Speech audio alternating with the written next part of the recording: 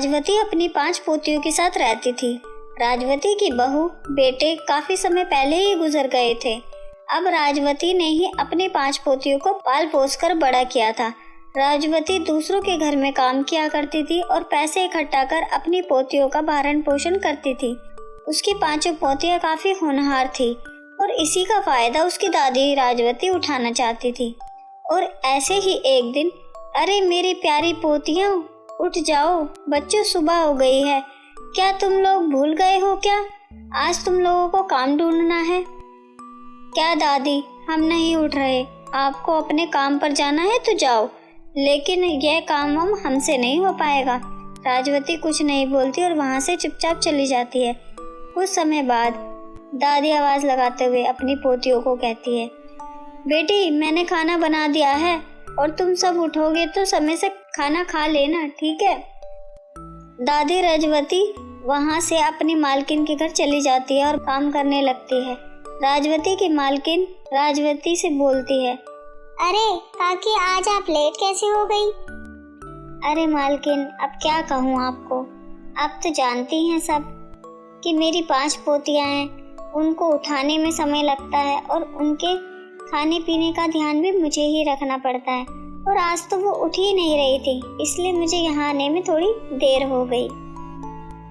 आप मुझसे बड़े हैं, मैंने आपको कितनी बार कहा है कि आप मुझे मालकिन मत कहिए। अब शुरू से यही बोलती आई हूँ, अब आपका नाम नहीं लिया जा सकता मालकिन जी। अच्छा, मैं चलती हूँ, मुझे देर हो रही है। आप अपना और मेरे घर का ख्याल रखना।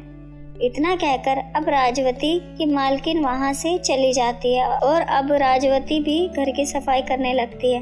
तभी उसकी नजर अपनी मालकिन की लिपस्टिक पर जाती है और वो लिपस्टिक को अपने हाथों में लिए खुद से बोलती है, अरे वाह, ये लिपस्टिक देखने में तो बहुत सुंदर लग रही है।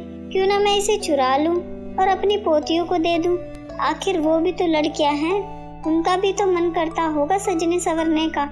मैं ऐसा ही करती हूँ, इसको छुपा कर रख लेती हूँ। इस तरह वो लिपस्टिक छुपा कर रख लेती है और कुछ समय बाद वो खाना बनाने लगती है।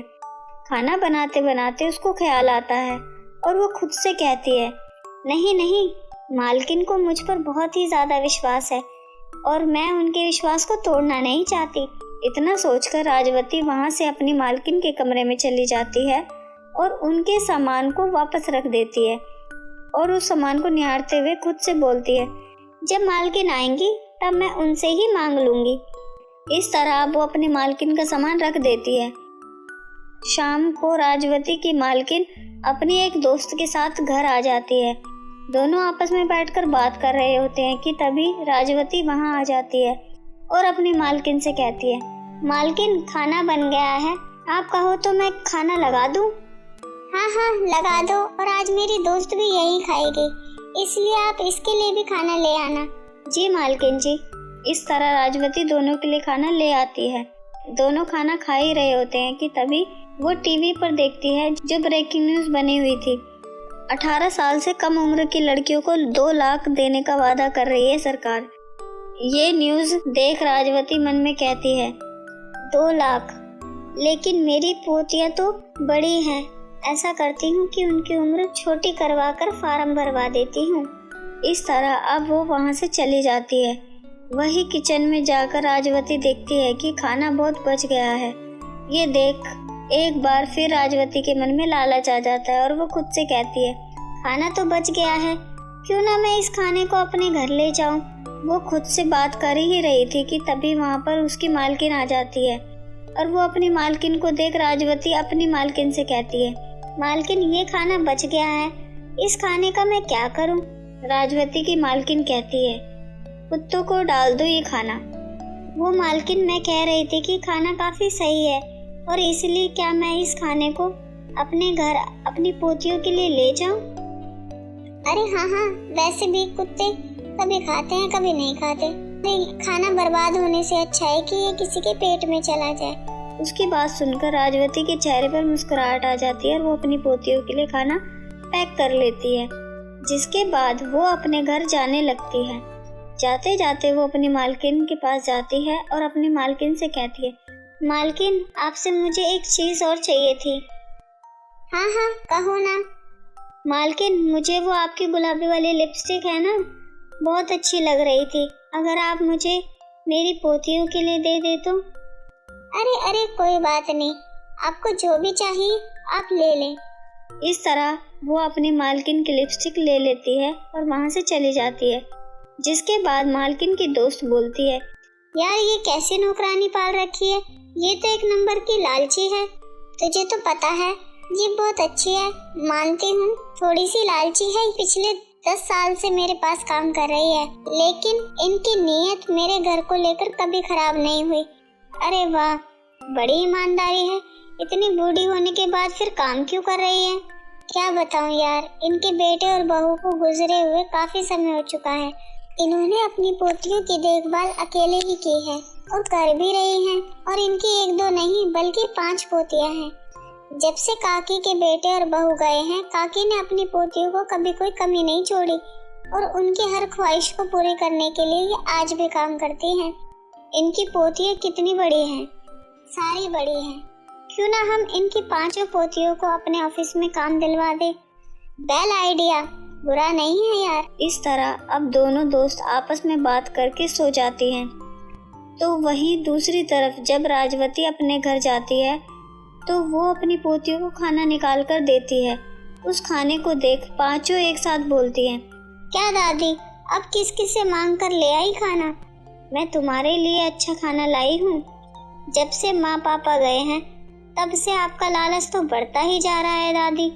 बच्चों, मेरा लालच नहीं है, मैं हमेशा तुम लोगों के बारे में ही सोचती रहती हूँ। दादी, लालची बनके आप हमारे बारे में नहीं सोच सकती। आपको पता भी है अगर आपका लालच ऐसे ही बढ़ता रहा तो लोग हमको क्या कहेंगे। वो देखो, लालची दादी की 5 पोतियां जा रही हैं। दादी, क्या आपको अच्छा लगेगा? ये सुनकर राजवती कुछ नहीं बोलती और चुपचाप वहाँ से खाना रख कर चली जाती है। ऐसे ही अब दिन गुजरने लगते हैं और एक दिन दादी बहुत बीमार हो जाती है और बीमारी की हालत में वो अपनी पोतियों से कहती है, मैं बहुत ही बूढ़ी हो गई हूँ और साथ ही बीमार भी हो गई हूँ। तुम बाहर क्यों नहीं जाते काम करने? अगर तुम भी बाहर जाओगे तो मेरी थोड़ी मदद हो जाएगी। दादी, हमें नौकरी कौन देगा? हमारी तो एजुकेशन भी कंप्लीट नहीं हुई। और वैसे भी दादी, आप बीमार हैं, लेकिन बीमारी की हालत में भी आपका लालच नहीं जा रहा। मेरे बच्चों, मेरे अंदर कोई लालच नहीं है। तुम लोगों को इतना पढ़ा दिया है कि तुम अब बाहर जाकर नौकरी कर सकती हो। दादी सही कह रही हैं, अब हमें दादी की मदद करनी चाहिए। क्या यार, हमारे लालची दादी के झांसे में तुम भी आ गई? मैं झांसे में आ गई, क्या मतलब इसका?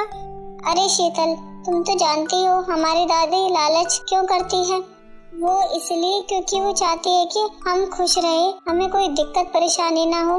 मुझे तो तुम्हें अपनी बहनें बोलते हुए भी शर्म आ रही है। अगर तुम समझदार होते तो तुम दादी को इस तरह से कहीं काम करने जाने ही नहीं देते।